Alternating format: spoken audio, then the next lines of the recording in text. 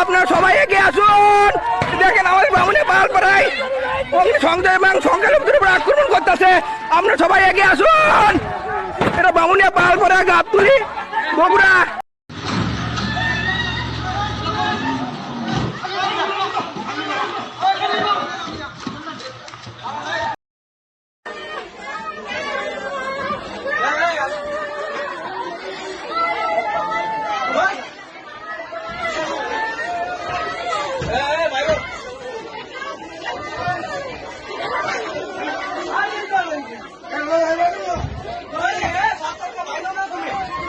শেষ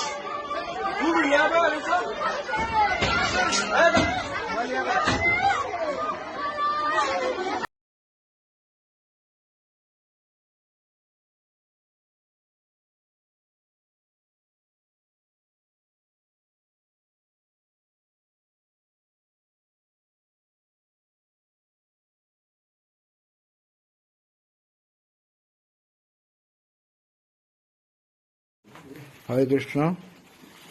দেখতে পাচ্ছেন এই অগ্নির মধ্যে, ধোঁয়া দেওয়া অগ্নিকাণ্ডের মধ্যে এই জগন্নাথদেব, সুভদ্রা মহারানী এবং বলদেব অক্ষত আছেন। জয় জগন্নাথ স্বামী কি।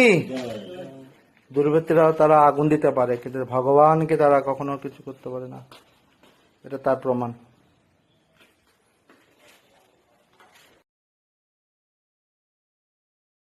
আমার আন্দোলনটা ছিল যে আমাদের সরকার যে সিদ্ধান্তটা নিয়েছে যে ৫৬% কোঠা, আমার মতে এই সিদ্ধান্তটা সরকার সঠিক সিদ্ধান্ত নেয়নি। তো সরকার সঠিক সিদ্ধান্ত নেয়নি, তাই আমি তার সিদ্ধান্তের বিরোধিতা করার জন্য আমি আন্দোলনে নেমেছিলাম এবং আমি আন্দোলন চালিয়ে গেছি। গত এক সপ্তাহ উপরে হবে আমি আন্দোলনের সাথে জড়িত আছি। কিন্তু গত কয়েকদিন যাবৎ, মেবি বুধ বা বৃহস্পতিবার, আমার পুরোপুরি আমি বলতে পারি, বাট কয়েকদিন যাবৎ একটু বলতে পারি যে আমাদের যে সেন্টার সমন্বয়কের যে গ্রুপটা আছে, ওই গ্রুপটাতে আপনার কিছু এরকম মেসেজ আসছিল যে হরতাল ডাকা বা অন্যরকম কিছু, যেগুলো আমার কাছে মনে হচ্ছে যে এগুলো আসলে আমাদের কখনো কোঠা বিরোধী আন্দোলন, যেটা সাধারণ ছাত্রদের চাওয়া, কোঠা বিরোধী আন্দোলন হতে পারে না। কারণ হরতাল ডাকে নর্মালি আমাদের বাংলাদেশে এখন পর্যন্ত যত হরতাল ডাকা হয়েছে, হরতাল ডাকা হয় কি সরকার পতনের জন্য, কিন্তু হরতাল ডাকা হয়। আর আমি সরকার পতনের কোনো আন্দোলনে আমি নামিনি। কিন্তু গতকাল আমাদের মাননীয় প্রধানমন্ত্রী শেখ হাসিনা যে ঘোষণা দিলেন, যে মানে আমি ওনার ঘোষণার পক্ষ বা বিপক্ষ নিয়ে কিছু বলবো না, কারণ এই ঘোষণাটা আপনার কয়েকটা দিক, আপনি উনি যে কথাটা উনি বলছেন, ঘোষণা ওনার পেজ ব্রিফিং কয়েকটা দিক আছে। উনি কিন্তু এরকম বলছে যে ওনাকে কোয়েশন করেছেন আপনি কি রাজাকারের নাতিকে নেবেন নাকি মুক্তিযোদ্ধার নাতিকে নেবেন। এই কথাটা আমি এতটুকু মানি, বাংলাদেশের যে কোনো জনগণকে জিজ্ঞাসা করে, একটা আমপাদ্দিকে জিজ্ঞাসা করে, সে বলবে মুক্তিযোদ্ধার নাতিকে নিব। তো আমার মতে উনি আসলে এখানে আমাকে সবার মতো, এটা উনি সবাই যেহেতু বলতেছে এটা আন্দোলনকারীদের রাজাকার বলছে, আমাদের আমাকেও রাজাকার বলা হয়েছে। কিন্তু আমি কিন্তু মনে করি না আমি রাজাকার। আমি মনে করি আমি বাঙালি, জন্মগতভাবে বাঙালি, এবং আমি এটা মনে প্রাণে ধারণ করি আমি বাঙালি। কিন্তু আমার এই বিষয়টা নিয়ে আমাদের গতকাল গ্রুপে বিভিন্ন কথাবার্তা উঠছে, এরকম যে সরকারের পতন ঘটাতে হবে, বা এরকম 15 বছর যাবৎ শাসন করে যাচ্ছে, তার তো জনগণের প্রতি মায়া দয়া থাকবে না। কয়েকটা এরকম মেসেজ আছে যে কোনো জনগণের সাপোর্ট ছাড়া সরকার গঠন করলে তো সরকার এরকম হবে, সে কেন জনগণের কথাগুলো ভাববে। তো গতকাল যখন এই মেসেজগুলো হলো, তখন সময় আপনার মেবি সন্ধ্যা 6টা কি 6:30 হবে। তো তারপর থেকে আমি একটু চিন্তিত হয়ে যাচ্ছিলাম যে এখন আমি কি করব। এখন যারা সরকার পতনের আন্দোলন হয়ে গেছে, আমি পুরোপুরি এটা শিওর হয়ে গেছিলাম। তো এটা নিয়ে ভাবতে ভাবতে দেখা গেল যে গতকাল রাত 11টার দিকে আমি সিদ্ধান্তে উপনীত হলাম যে না, আমি সরকার বিরোধী আন্দোলনে যাইনি। আমার আন্দোলন ছিল কোঠা বিরোধী আন্দোলন, আমার মোটিভ ছিল কোঠা সংস্কার করতে হবে। তো আমি সরকারের বিরোধী না, এই জন্য আমি আন্দোলন থেকে সরে এসেছি। নিজে যে কত বড় বোকাচোদা বাইঞ্চোদ স্টুডেন্ট, আমি এখন সেইটা আমার নিজের কাছে মনে আছে। আমি যে কত বড়, আমি কাদের জন্য আন্দোলন করলাম, আমরা এই আন্দোলন কাদের জন্য করলাম, কাদের জন্য আন্দোলন করছি আমরা। আর দেশে কি হচ্ছে এখন, দেশে কি হচ্ছে এগুলা। আমরা আন্দোলন করছি, আমাদের দাবির জন্য আন্দোলন করছি। আমরা কোন বাইঞ্চোদ মার্কা লোকজনের জন্য আমরা আন্দোলন করতে নামিনি। রাস্তায় যেগুলো ভাঙচুর হচ্ছে, যেগুলো আমাদের সম্পদ নষ্ট হচ্ছে, এগুলো কারা করতেছে? এগুলো তৃতীয় পক্ষের লোকজন করছে। এরা সুবিধাবাদী, এরা সুবিধা নিচ্ছে। আমাদের সাথে আমাদের ছাত্ররা যারা আছে, আমাদের সাথে আমার বন্ধু বান্ধব অন্যান্য যারা আছে, তারা সবাইকে আমি অনুরোধ করতেছি, 2 হাত জোড়ে অনুরোধ করতেছি, তোমরা যেখানে আছো সেইখান থেকে এটা প্রোটেক্ট করো, এটা তোমরা প্রোটেক্ট করো। আমরা এরকম স্বাধীনতা চাইনি, এইরকম স্বাধীনতার গোষ্ঠী মারি আমি। এরকম স্বাধীনতা আমাদের দরকার নেই। কি স্বাধীনতা, আমরা কি স্বাধীনতা করলাম, কি আন্দোলন করলাম এতদিন ধরে আমরা রাস্তায় নেমে? আমরা কি এই আন্দোলন করছি? আমরা তো এই আন্দোলন চাইনি ভাই। রাস্তাঘাটে কি চলতেছে এগুলা? রাস্তাঘাটে সব জায়গা ভাঙচুর, গণভবন শুরু করে খুলনার যেখানে যে আশেপাশে যত প্রতিষ্ঠান আছে, যত এমনকি এরকম হয়েছে, যারা আমাদের অন্য ধর্মাবলম্বী আছে, যারা আছে তাদের মন্দির, তারপর বাসা বাড়িতে যে আগুন ধরাই দিচ্ছে, তাদেরকে মারধর করতেছে। ভাই এটা কেন হবে? এইটা এর জন্য তো আমরা আন্দোলন করিনি, তোমাদের জন্য আমরা আন্দোলন করি, আমরা আমাদের জন্য আন্দোলন করছি, আমরা তোমাদের কারোর জন্য আন্দোলন করি, তোমাদের মতো কুত্তার বাচ্চাগুলোর জন্য আমরা আন্দোলন করিনি। আমাদের ছাত্রদের ব্যবহার করে এরা এখন সুবিধা নিচ্ছে। আমরা নৌকা ডুবাইছি যে ধানের শীষ লাগানোর জন্য না, আমরা ধান লাগানোর জন্য আমরা নৌকা ডুবাইনি, আমরা নৌকা ডুবাইতে চাইনি, আমাদের দাবি এটা ছিল না। তোদের ভিতরে মানুষত্ববোধ বলতে কোনো কিছু কাজ করেনি। কোন স্টুডেন্টরা যে এরকম ভাঙচুর করতে, কোন স্টুডেন্টরা করতে? তোরা হইলো দেশের কলঙ্ক, তোরা হইলো বাইঞ্চোদ, তোরাই হলো দেশের সবচাইতে বড় শত্রু, তোরাই হলো রাজাকার। তোদের মতো রাজাকার নির্লজ্জ বেহায়ারা এই দেশে থাকার কোনো অধিকার নেই। তোদের মতো কুলাঙ্গারদের এই দেশে থাকার কোনো অধিকার নেই। কি হয়ে গেল দেশে? কি হচ্ছে এগুলা? তুই আওয়ামী লীগের থেকে দেখতেছি এখন তো তোরা বেশি চোর, তোরা সবচেয়ে বড় চোর। এই ঘর বাড়ি ভাঙচুর করে তো ঘরের থেকে তোরা লুটপাট করে নিয়ে যাইতেছিস। এখন এই সম্পূর্ণ দায়ভার হবে সব ছাত্রদের উপরে।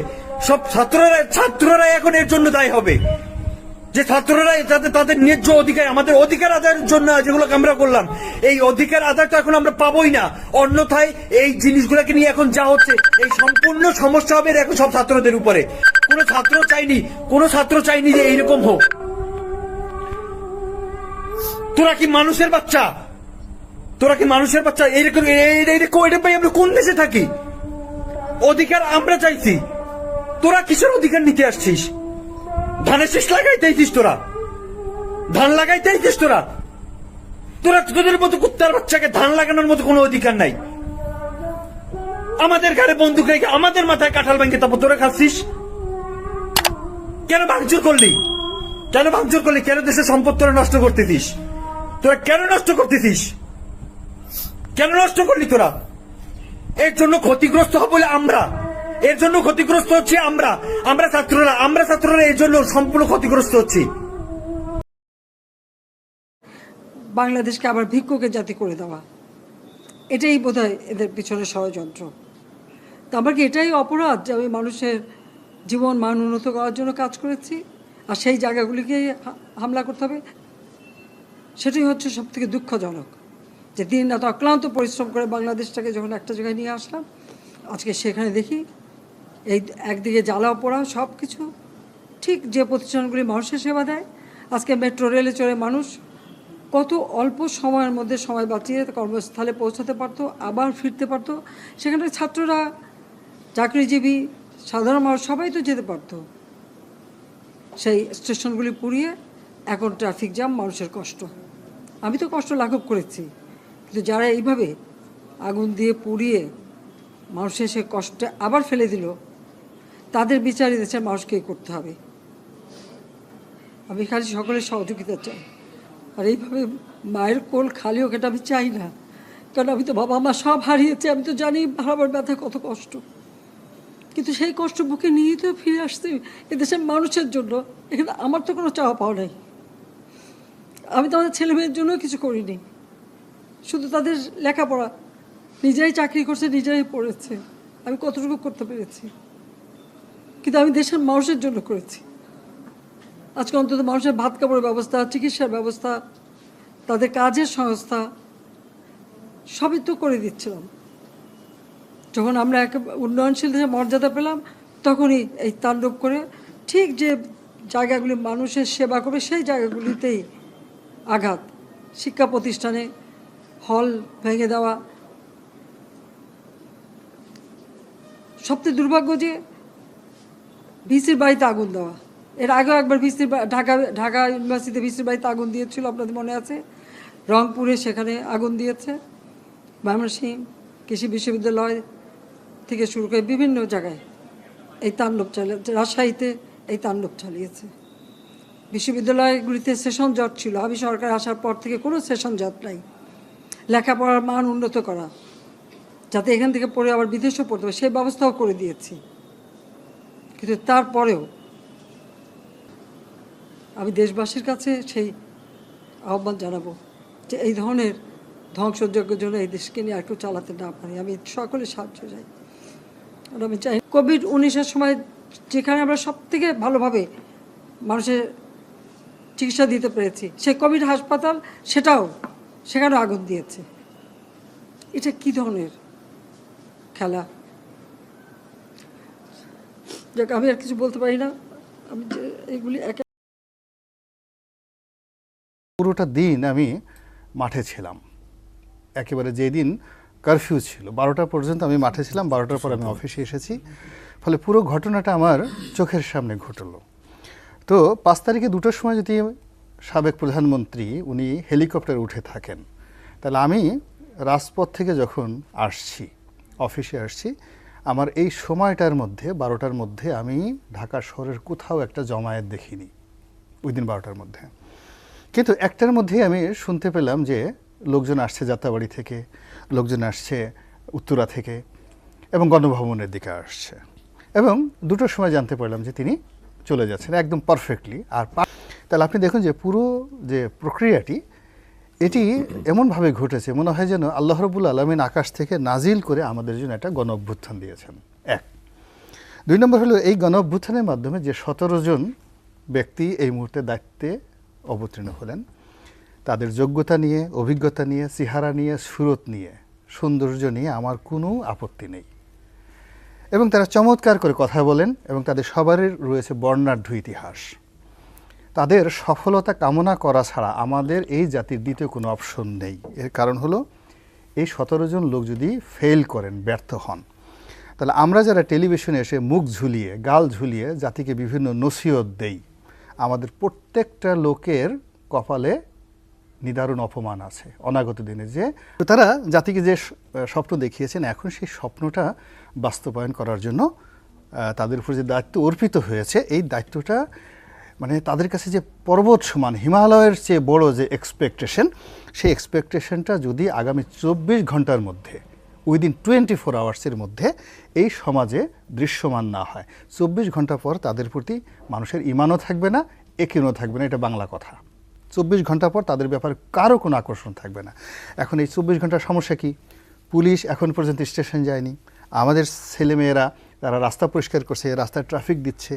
বাংলাদেশ ব্যাংকের সার্কুলারের কারণে আজকের যে সার্কুলার 1 লাখ টাকার উপরে 1 লাখ টাকাও কোনো ব্যাংক থেকে তুলতে পারিনি। এবং আমি ব্যবসা করি, সালাউদ্দিন সাহেব এখানে ব্যবসা করেন, আমাদের এমন দিন আছে যে 10 কোটি টাকা আমাদের একসাথে ব্যাংক থেকে তুলতে হয়, এবং একদিনে যদি আমি সেই টাকাটা তুলতে না পারি, আমার সমস্ত ব্যবসা বাণিজ্য ম্যাসাকার হয়ে যাবে। ডক্টর ইউনূস আমাকে ভবিষ্যতে পোলাও খাওয়াবেন, কুরমা খাওয়াবেন, তারপর আমার জন্য একটা জান্নাতে বিরাট একটা রুম তৈরি করে দেবেন এই অন্য একজন উপদেষ্টা, তারপরে সেখানে হুর আসবে, পরি আসবে, আমার হাত পা টিপবে।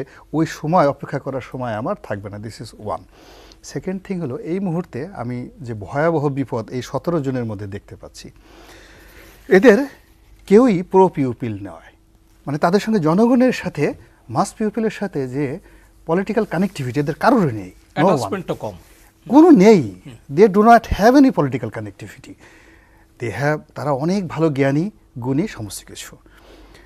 2 নম্বর হলো যে রাজনীতির 90% প্রবলেম সলভ হয় হলো জনগণের সাথে কথাবার্তা এবং তাদের সাথে আলাপ আলোচনার মাধ্যমে। এই কারোর মধ্যে এই পলিটিক্যাল মানে যাকে বলে কানেক্টিভিটি নেই। এটা তাদের একটা বড় সমস্যা। যে কাজের জন্য গেছে নিশ্চয়ই অ্যাডমিনিস্ট্রেটিভ ওয়ার্ক, প্রশাসনিক দপ্তর। একজন লোক, এই যে যারা বসছেন, সেই 30 বছর চাকরি করার পর তিনি একজন সচিব হবেন, তিনি একজন মেজর জেনারেল হবেন, তিনি একজন আইজি হবেন। তো তিনি তাকে স্যালুট দিবেন, স্যার বলবেন, তার সামনে ফাইল নিয়ে দাঁড়িয়ে থাকবেন। তো ওই জিনিসটা হজম করার জন্য শারীরিক, মানসিক প্রস্তুতি দরকার। আমার বিশ্বাস তাদের সেই প্রস্তুতিটা এখন পর্যন্ত আজকে এই অনুষ্ঠান তাদের দেখে তাদের প্র্যাকটিস করতে হবে।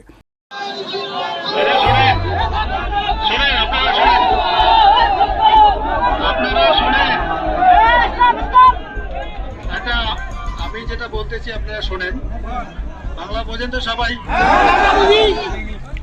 এখন মনে করেন আপনাদের যে সমস্যাগুলো, সেটা তো সবাই জানে, আমরাও জানি তো।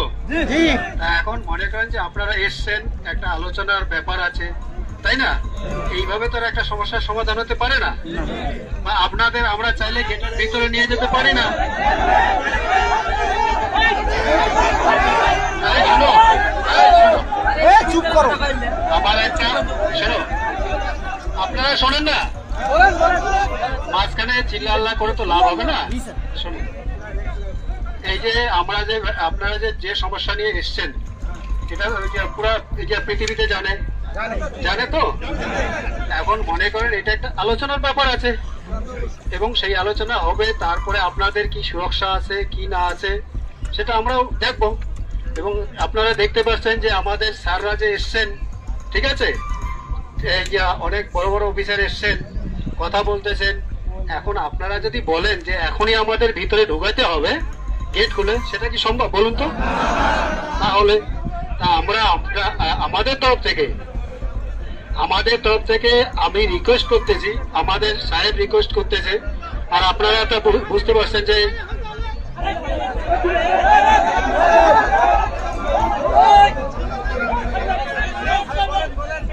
শোনে, আমার আগে কথাগুলো শোনেন। যেহেতু স্যার বাংলা বলতে পারে না, ঠিক আছে, সুতরাং আমি স্যারের তরফ থেকে বাংলায় বলতেছি, আপনারা শোনেন। তো আপনাদের যে সমস্যাগুলো, ঠিক আছে, সেটা আলোচনার মাধ্যমে সমাধান হবে।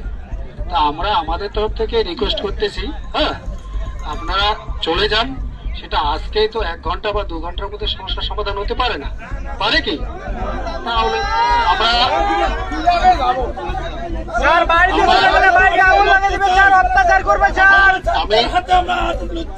দেশটা তোমার একার নাকি করছো ছোলা কোলা, সুযোগ পেলেই চালিয়ে যাচ্ছ হিন্দুর উপর হামলা। দেশটা তোমার একার নাকি করছো ছোলা কোলা, সুযোগ পেলেই চালিয়ে যাচ্ছ হিন্দুর উপর হামলা। মনে রেখো হিন্দুরাও দেশ বাঁচাতে পাশে ছিল, দেশ বাঁচাতে রক্ত তারাও দিয়েছিল। মনে রেখো হিন্দুরাও দেশ বাঁচাতে পাশে ছিল, দেশ বাঁচাতে রক্ত তারাও দিয়েছিল। তবে ধর্ম নিয়ে কেন এ ঝামেলা? ও দেশবাসী বন্ধ করো হিন্দুর উপর হামলা, ও দেশবাসী বন্ধ করো হিন্দুর উপর হামলা।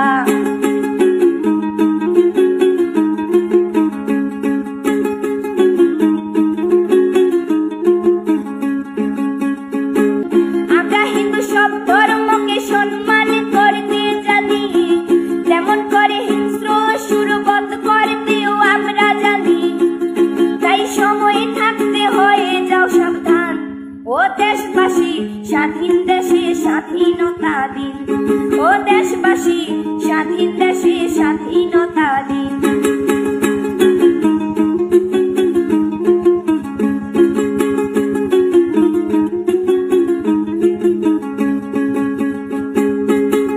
মনে রেখো হিন্দু মাও রাজপথেতে নেমেছিল, দেশ রক্ষায় প্রাণ বিলিয়ে দিয়েছিল।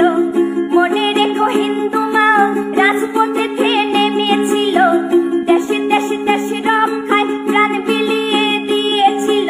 দিচ্ছ তোমরা এই প্রতিদান, ও দেশবাসী স্বাধীন দেশে স্বাধীনতা দিন, ও দেশবাসী স্বাধীন দেশে স্বাধীনতা দিন, ও দেশবাসী স্বাধীন দেশে স্বাধীনতা দিন, ও দেশবাসী স্বাধীন দেশে স্বাধীনতা দিন। ইসরায়েল ও প্যালেস্টাইনের যুদ্ধ আজকের নয়। ইসরায়েল মনে করে গাজাপট্টিতে প্যালেস্টাইনিয়ান যারা আছেন তারা হচ্ছেন জঙ্গি, তাই তাদের উপরে দমন পীড়ন হত্যালীলা চালাতে থাকে। অপরদিকে প্যালেস্টিনিয়ানরা ভাবেন যে এ লড়াই তাদের স্বাধীনতার লড়াই। প্যালেস্টাইনে বহু মানুষ নিহত হয়েছেন, আর সেই নিয়ে সারা পৃথিবীতে তুলকালাম হয়ে উঠছে। ভারতেও এর ব্যতিক্রম নয়। বিভিন্ন জায়গায় সভা, বিক্ষোভ, প্রতিবাদ মিছিল হয়ে থাকছে। কিন্তু প্রশ্নটা হচ্ছে যে বাংলাদেশে হিন্দু নির্যাতনে সবাই চুপ কেন? বাংলাদেশের সংখ্যালঘু নির্যাতনে মুসলমানরা চুপ, কারণ মুসলমানরা নিজের ধর্মের বাহিরের মানুষের অধিকার নিয়ে চিন্তাভাবনা করে না। এখন মুসলমানদের আপনি যা কিছু বলতে পারেন এটাই সত্য, কিন্তু হিন্দুদের প্রশ্ন করুন, তাদের উপর নির্যাতন হওয়ার পরও তারা নিজেরা চুপ কেন? তাদের ধর্মীয় নেতারা বিভিন্ন রাজনৈতিক দলের সুবিধাভোগী পদলেহনকারী হয়ে আছে কেন? পৃথিবীতে যে সংখ্যালঘু জনগোষ্ঠী আত্মমর্যাদা সম্পন্ন নয় তারা লাঞ্ছিত হবেই। কুমিল্লার এক এমপি বাহাউদ্দিন বাহার, যিনি বাংলাদেশের প্রগতিশীল ও চেতনাবাজির রাজনীতি করেন, কিছুদিন আগে বলেছেন মদমুক্ত পূজা করলে নাকি পূজার সংখ্যা কমে যাবে। বাংলাদেশের হিন্দুদের প্রধান সংগঠন হিন্দু বৌদ্ধ ঐক্য পরিষদ এর প্রতিবাদ মিছিল বের করলে ওই এমপির ক্যাডাররা রাস্তায় কুত্তার মতো পিটিয়েছে। সারা দেশে হিন্দুদের কোনো রিয়াকশন দেখলাম না, বরং কুমিল্লার এমপি বাহার সাহেব হিন্দুদের পূজায় প্রধান অতিথি হিসাবে গিয়েছেন। এই আত্মমর্যাদাহীন জাতির জন্য আমরা সাধারণ রাজনৈতিক মুসলমানরা কেন কথা বলবো? বাংলাদেশের সরকারি চাকুরিজীবীর বড় অংশ হিন্দু। বাংলাদেশের বিভিন্ন বিশ্ববিদ্যালয় এবং বুদ্ধিজীবী সমাজে হিন্দুদের অভাব নেই। বাংলাদেশের সংসদে ডজনের উপর হিন্দু রয়েছে, সাংবাদিকদের মধ্যে হিন্দু রয়েছে। তারা হিন্দুদের নির্যাতন নিয়ে কী ভূমিকা পালন করছে? বাংলাদেশের আমলাতন্ত্রে যারা হিন্দু রয়েছে তাদের জীবনের পরিকল্পনা হলো জীবনকে উপভোগ করা। ভাই, পৃথিবীতে বাইচ্চা থাকা এত সোজা না। আইজ থাকা 10 বছর আগে ইউরোপ আমেরিকায় বিমানবন্দরে মুসলমান দেখলে প্যান্ট খুইলা জঙ্গি কিনা চেক করত। আজকে এমন কাজ করলে সেইটা হবে ইসলামোফোবিয়া। ইউরোপ আমেরিকার নীতি নির্ধারকদের এই পজিশনে নিয়ে আসতে হাজারো মুসলমান আত্মাহুতি দিয়েছে। ভারতের মানুষ যারা মুসলমানদের জঙ্গি বলে, তাদের বোঝা উচিত মুসলমানদের মধ্যে জঙ্গি আছে বলেই মার্কিন যুক্তরাষ্ট্র ইসলামোফোবিয়ার নিয়ে এতটা সচেতন। কারণ তারা জানে ইসলামের অপমান করলে মুসলমানরা তাদের দেশে গিয়ে বোমা মারবে। পৃথিবী সরল অঙ্কের নিয়মে চলে না। সারা পৃথিবীর সকল দেশ আমেরিকাকে জি হুজুর তাদের গণতন্ত্রের জন্য বলে না, তাদের টাকা ও পারমাণবিক বোমার জন্য বলে। 2021 সালে কুমিল্লার দুর্গাপূজায় নিজেরা কোরআন রেখে এবং হিন্দুদের উপর হামলা করা ইসলাম বিরুদ্ধ কাজ ছিল। ইকবাল হোসেনের মাত্র 16 মাসের সাজা হইল। এছাড়া কোরআন রাখার পেছনে কারা ছিল সেই তদন্ত করতে দেওয়া হইল না। এতেই বোঝা যায় কারা এই কাজ ঘটাইছে। আর বাংলাদেশের হিন্দুরা তাদেরই চামচামি করে। বাংলাদেশের হিন্দুরা ইকবাল হোসেনের সাজা নিয়ে চুপ কেন? এর উত্তর কি বাংলাদেশের হিন্দুরা দিতে পারবে না? আচ্ছা, মানলাম তারা বাংলাদেশে বসে প্রতিবাদ করতে ভয় পায়, কিন্তু বাংলাদেশের হিন্দুদের মধ্যে যারা ইউরোপ আমেরিকায় আছে তাদের কি অবদান? তাদের পরবর্তী প্রজন্ম হয়তো জানবেই না তাদের শেকড় কোথায় ছিল। জুমন দাস বেচারা গরিব কামলাস্থানীয় অপরাজনীতির শিকার।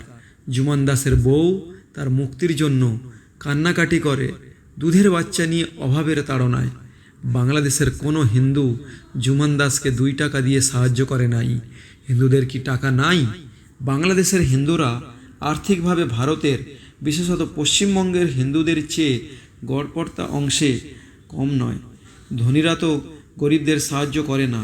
আমি কিছুদিন আগে দেখলাম চট্টগ্রামের এক হিন্দু সংগঠনের ত্যাগী কর্মী দুর্গাপূজায় শিশুকন্যাদের নতুন কাপড় কিনে না দিতে পেরে অনুশোচনায় ও দুঃখে আত্মহত্যা করেছে। অন্যদিকে বাংলাদেশের চট্টগ্রামের বড় শপিং মলগুলোতে ঘুরে দেখেন, দুর্গাপূজার আগে হিন্দুদের ভিড়ে হাঁটা মুশকিল। বাংলাদেশের হিন্দুরা মনে করে ভারত সরকার তাদের জন্য কাজ করবে, তারা ভারতের দিকে তাকিয়ে থাকবে। পশ্চিমবঙ্গে তৃণমূল কংগ্রেসের ক্যাডারদের হাতে বিজেপির লোকেরা এত মায়ের খাইলেও মোদি কোনো ব্যবস্থা নেয় নাই। সে কিভাবে অন্য দেশের মানুষের জন্য কিছু করবে? যে জাতি নিজেকে সাহায্য করে না সেই জাতিকে কেউ সাহায্য করেন না। বাংলাদেশের হিন্দুদের জন্য কথা বলা মানে শব্দের অপচয় করা।